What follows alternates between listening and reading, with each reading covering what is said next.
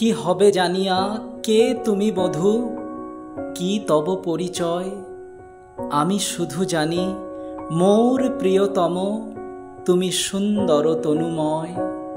বাঙালির চিরপ্রিয়তম কবি কাজী নজরুল ইসলামের পুণ্য জন্মস্থানের কিছু খণ্ডচিত্র আজ তুলে ধরব আমি আপনাদের সামনে।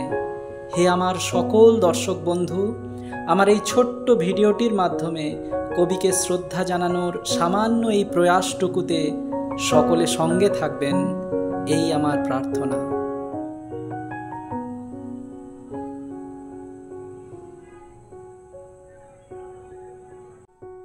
আমাদের গন্তব্য এখন পশ্চিমবঙ্গ রাজ্যের বর্ধমান জেলার চুরুলিয়া গ্রাম।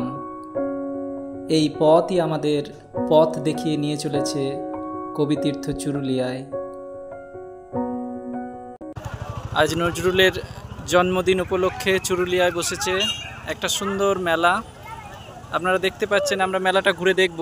বিশ্ববরেণ্য কবি নজরুল ইসলামের পায়ে ধুলো পড়েছে, সেই পবিত্র ভূমি এখানে এসে এই মেলা ঘুরে এবং এই মাটিকে স্পর্শ করে আমার জীবন যেন ধন্য বলে মনে হচ্ছে। চলুন আপনাদের ঘুরে দেখায় মেলাটা, ভালো লাগবে। জন্মদিবস উপলক্ষে ৪৪তম নজরুল মেলার শুভ সূচনা প্রদীপ প্রজ্বলনের মাধ্যমে মহিলা মঞ্চে ঠিক সন্ধ্যে ৬টার সময় হবে। তাই চুরুলিয়ার সমস্ত স্তরের মানুষ যারা এই মেলাকে ভালোবাসেন, যারা এই মেলাকে বুকে আগলে করে রেখেছেন, সেই সমস্ত মানুষকে আহ্বান করছি। জেলাটা প্রখ্যাত নজরুলগীতি শিল্পী রয়েছেন মনোময় ভট্টাচার্য, রয়েছেন চন্দ্রাবলী রুদ্রদত্ত, রয়েছেন। আজকে মেলার প্রথম দিন, যার জন্য সব স্টল এখনো বসেনি, তবে খুব শীঘ্রই স্টল বসে যাবে। প্রস্তুতি তুঙ্গে এবং খুব সুন্দরভাবে, এত সুন্দর ব্যবস্থা, কোনো রকম কোনো বিশৃঙ্খলা নেই, প্রশাসনের সহযোগিতাও খুব সুন্দর। ২৫-২৬ আজকে 11 আগস্ট আমরা মাধ্যমে আমাদের মেলার শুভ সূচনা করেছিলাম। মহিলা মঞ্চে সাংস্কৃতিক অনুষ্ঠানের শুরু হবে তার আগে এই কথাটা এক বাক্যে সকলেই মানবেন, মেলার জিলাপির আভিজাত্যটাই আলাদা। জিলাপি তৈরির এমন সুন্দর আড়ম্বর একটু দাঁড়িয়ে না দেখে পারলাম না।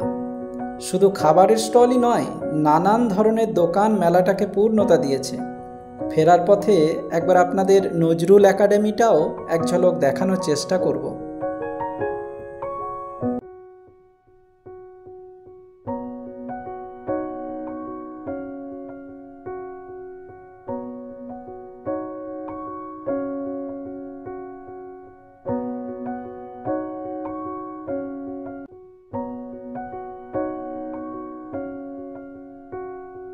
এই অনুষ্ঠানটিকে সাফল্যমণ্ডিত করুন।